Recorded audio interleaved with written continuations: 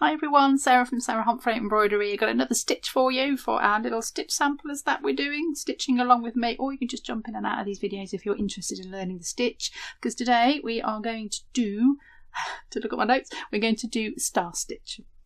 So this is a really nice decorative little stitch. It's very similar to the eyelets that we have already done. So we've got a video on that in the playlist for this stitch sampler, but it's a little bit more textural and it's raised up a little bit. So I'm going to show you how to do that now.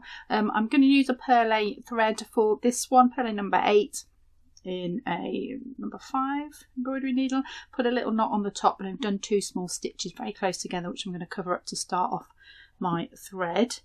And this consists really of 2 big cross stitches. So we've done a video on cross stitch if you want to know how to do that, a bit more of a freestyle cross stitch than a traditional cross stitch on Ada. We're going to do 2 big cross stitches and we're going to do them over the top of each other. So I'm going to come up and down for my first one. It doesn't matter if you do diagonal or this way, I'll show you both ways. I'm going to go straight across there. So there's my first cross, and I'm going to do the second cross in between the gaps of the first cross. So I'm going to come up in between there now. I'm going to come across it like that. So it looks a little similar to the eyelet stitch, but because the stitches are all crossing each other, not going down into the fabric in the middle, it's very raised. So I'll just pull that down there. That's got a really nice texture to it, that one. So I'll do another one of those. So I'll do it this way this time. So we'll do the diagonal cross first. Doesn't matter which way you do this. You can make them any size you want, big ones and little ones. And then I can do that vertical one over the top. And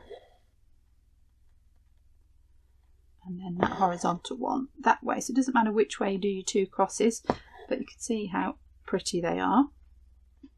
So do one more.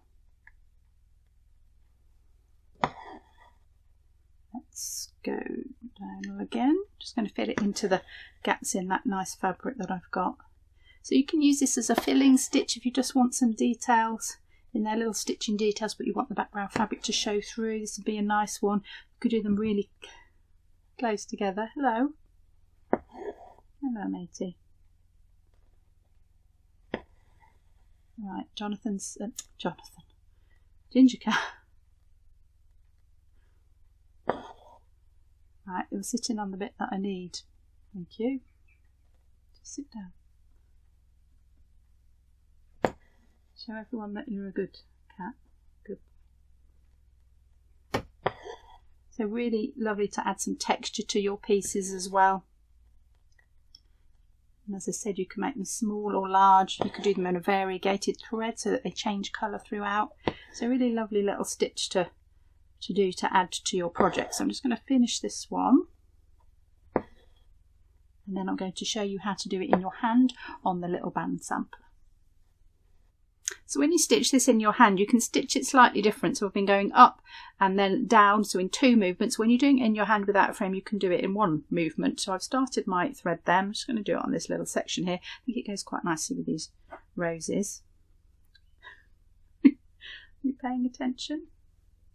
So we're going to do our first arm of the cross there, but instead of going through to the back and then coming up, I can do that in 1 movement. So I can come up. I've not decided he wants to play with this, and then we go across. So there's our first cross, and then we can come up where we want the second one to start. So that's between that first one. That makes the second cross. Then we can go straight across there, and I can come up there and see how that star stitch is forming now. And then we can go across there and we can go down, and then if you want to, you can come up where you want your next one to start. So at no point do you have to turn the fabric over. You can just do these nice movements. So let's do another one. So across and up. There's our first cross. It's easiest to come across the opposite side, I think, but you don't have to. You can come up wherever you like on there. I'm going to go across there and up at the bottom. And then we can go over the top to finish it off.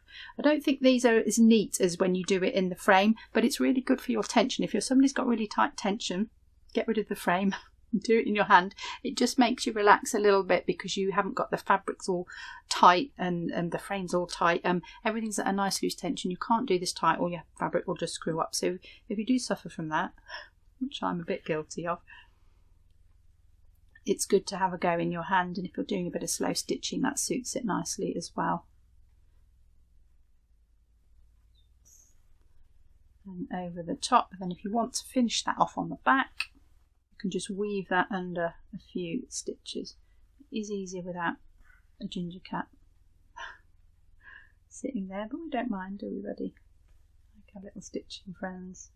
So 2 or 3 times, just pick up some stitches on the back and a little bit of that backing fabric, and that's nice and neat to finish on the back. We can just snip that off nice and closely, and there we have our star stitch. If you want to join in with the sampler you haven't started yet, you can check out this playlist up here. This has got how to set up your sampler and all the stitches we've done so far, and do check the stitches out anyway, even if you're not doing a sampler with me, because there might be something new in there that you haven't had a go at. And I will see you in the next